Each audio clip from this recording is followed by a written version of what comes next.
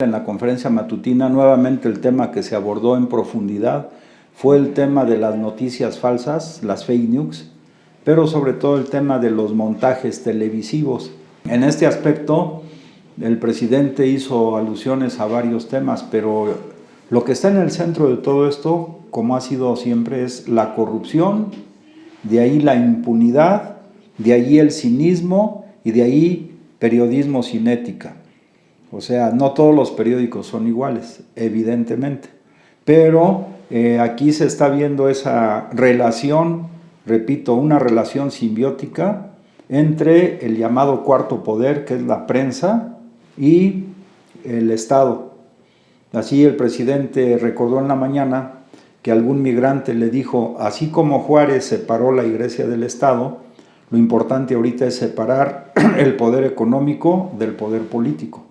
Bueno, bien podríamos agregar que también es muy importante separar o romper la simbiosis que se estableció entre el poder político y el llamado cuarto poder, la prensa, es romper esa relación simbiótica y además de corrupción, de impunidad y de cinismo. Esa es otra de las grandes tareas que está enfrentando el presidente de la República. Decimos esto porque, por ejemplo, cuando se hizo el montaje televisivo, donde Loret de Mola tuvo un papel fundamental, entonces fíjense las consecuencias de esto. Se hace un montaje como en ese tiempo, pues el 90% o más de la población se informaba a través de la televisión sobre las noticias, pues entonces como las noticias lo repiten 1, 2, 3, 4, 20 veces, siguiendo la tesis de Goebbels, repite una mentira 1000 veces hasta que se convierte en verdad, lo que provocaron fue pues un arresto de 2 ciudadanos, una ciudadana francesa, un ciudadano mexicano, que de entrada pues queda en duda los cargos de que les acusan y pusieron por encima el montaje televisivo. Decimos cinismo porque incluso García Luna, que después fue el secretario de Seguridad Pública, en una entrevista reconoce públicamente el montaje que se hizo, pero él dijo a petición de periodistas. Volvemos al tema, esa simbiosis entre el llamado cuarto poder, no todos los periódicos ni todos los periodistas, desde luego, esto no es para descalificar a los periodistas tampoco, pero sí algunos muy señalados, que estaban en contubernio. Dice García Luna, pues hicimos el montaje a petición de periodistas. Yo agregaría de algunos periodistas. Pero al fin y al cabo es un montaje que el propio secretario de Seguridad en su momento y antes el director de la AFI reconocen de manera cínica. Y entonces volvemos al círculo vicioso. Hay un periodismo sin ética, no todo el periodismo. Hoy el presidente recordó, por ejemplo, a Lucas Alamán, porque Lucas Alamán pues, era un intelectual conservador que tenía, como hoy en el Círculo Rojo, también en ese tiempo un círculo rojo donde había periodistas, empresarios o gente de recursos económicos y sectores también del propio aparato estatal, y donde después de que Santana entregó más de la mitad del territorio nacional y cometió una gran traición a nuestra patria, Lucas Alamán le dice que regrese, que no se preocupe, casi le hubiera dicho va a ser recibido con bombo y platillo después de la traición que cometió, porque nosotros controlamos a la opinión pública. Fíjense nada más. Y lo hicieron efectivamente. Santana, después de esa traición a la patria, regresa, todavía se instala un tiempo aquí en México, por la manipulación que se logra a través de los medios de comunicación, conservadores evidentemente. Claro que reconocemos que hay un periodismo extraordinario, revolucionario, democrático, como por ejemplo el que encabezó Ricardo Flores Magón, que él prefirió morir en la prisión norteamericana a renegar de sus ideas y a dejar de sacar los periódicos que daban luz al pueblo, hablando de la enorme desigualdad y explotación que se gestó sobre todo en el periodo del gobierno de Porfirio Díaz.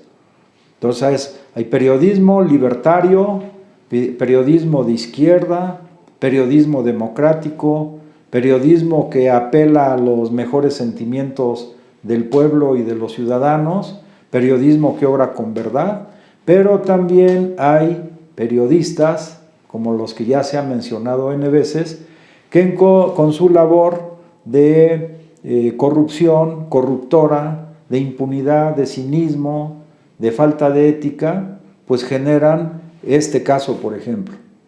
¿Qué va a pasar con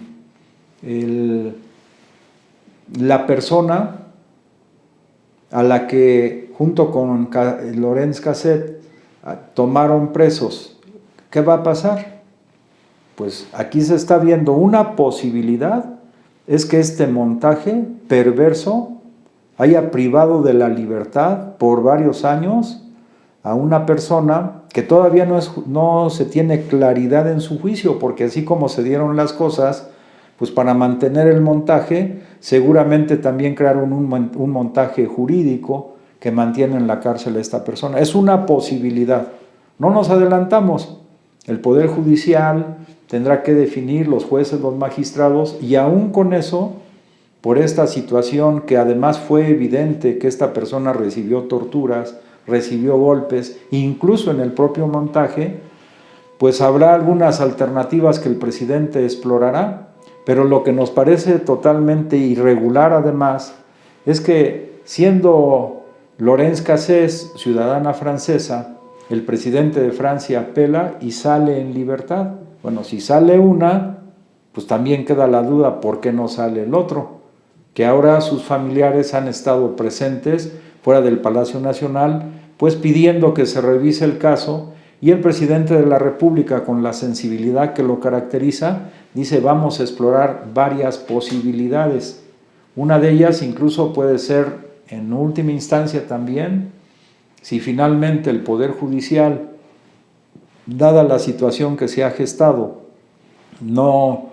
o los jueces o los magistrados que intervengan en esta parte, no da una respuesta que pueda ser clara y satisfactoria para la propia población y además lógica, pues una posibilidad, dijo el presidente de la República, es el indulto, que eso depende del Poder Ejecutivo. Pero repito, vamos a esperar. Una posibilidad es esa, por la forma en que se desarrolló el caso, que estuvo lleno, repito, de corrupción, de impunidad, de cinismo y de falta de ética de algunos de los periodistas. Y quiero recalcar mucho, ahora sí, no todos los periodistas son iguales.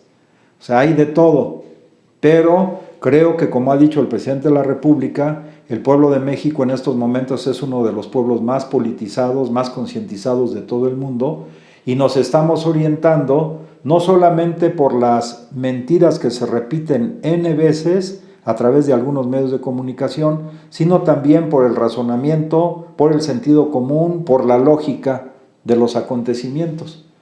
En el caso, por ejemplo, de Loret de Mola, pues realmente ya cayó en el colmo del cinismo, ya de por sí desde antes, ¿no?